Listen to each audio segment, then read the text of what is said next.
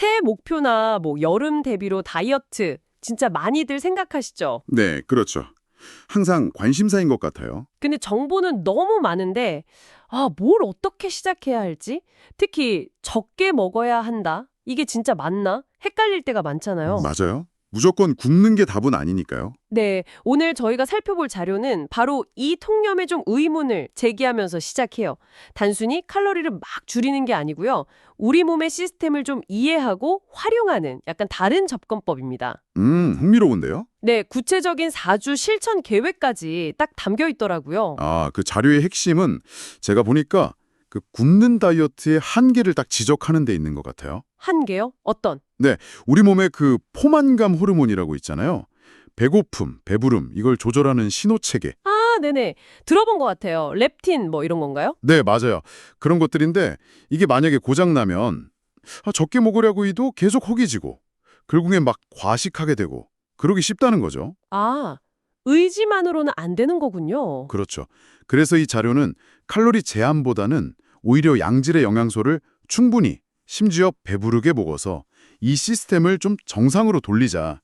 여기에 초점을 맞추더라고요. 건강한 음식은 배부르게 먹어라. 와, 이거 되게 신선한데요?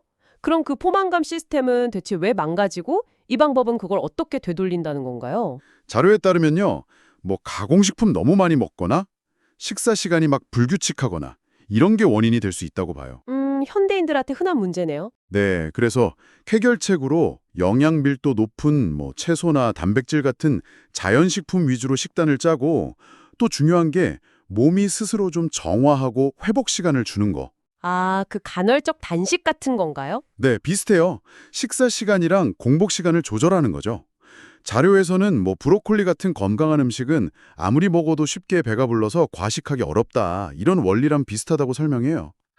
하긴 브로콜리로 배 채우려면 진짜 많이 먹어야 하니까. 근데 현실적으로 매 끼니를 그렇게 완벽한 자연식으로 챙기기가 좀 어렵잖아요, 사실. 바쁘기도 하고. 이 점에 대해서는 뭐라고 하나요? 맞아요. 그 부분도 지적을 하더라고요. 그래서 자료에서는 바쁜 분들을 위해서 때로는 영양 균형 맞춘 식사 대용 쉐이크나 단백질 보충제 같은 거, 이런 도구를 활용하는 것도 방법이 될 수 있다고 언급해요. 보조 수단으로요? 네.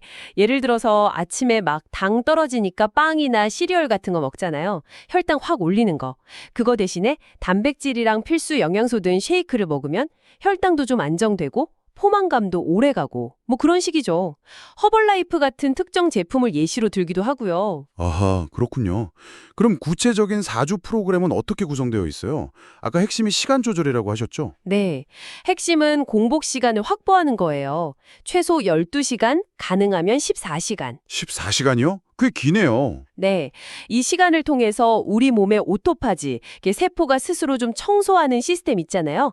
그게 활성화될 시간을 번다는 이론이에요. 자가포식 작용? 네. 그거요. 중요한 건 나머지 8시간에서 10시간의 식사 시간 동안 굶는 게 절대 아니고요. 오히려 3끼, 심지어 4끼니를 규칙적으로 챙겨 먹으면서 몸에 꾸준히 영양을 공급하라는 거예요. 10시간 안에 3, 4끼를요? 와, 생각보다 되게 자주 먹네요. 그럼 주차별로 좀 다른 내용이 있나요? 네, 단계적으로 접근하더라고요. 1주차는 일단 아침 식사를 쉐이크 같은 걸로 바꿔보는 거예요. 포뮬라 원 같은 제품을 예로 들던데요. 그리고 점심, 저녁은 채소라고 단백질 위주 건강식을 배부르게 먹으면서 시간 패턴에 적응하는 거.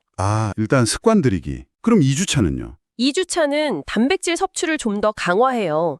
이게 근육 유지에도 중요하고 포만감에도 중요하거든요. 그렇죠. 단백질 든든하죠. 네. 그래서 음식만으로 좀 부족하다 싶으면 아침 쉐이크에 단백질 파우더를 좀 더 넣거나 아니면 간식으로 활용하거나 그런 식으로요. 그렇군요. 3주차, 4주차는 어떻게 진행되죠? 3주차는 이제 14시간 공복, 10시간 식사, 이 패턴을 완전히 몸에 익히는 단계예요.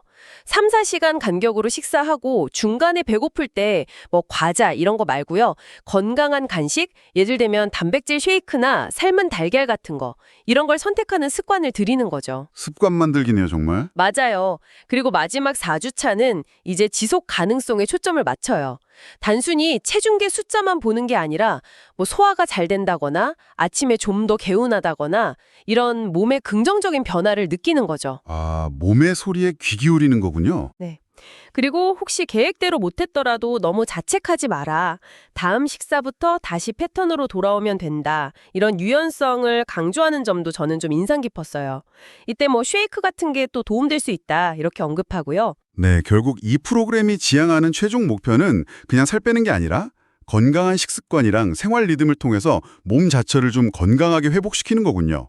요요 없이 지속 가능한 건강, 딱 이 이야기로 들리네요. 정확합니다.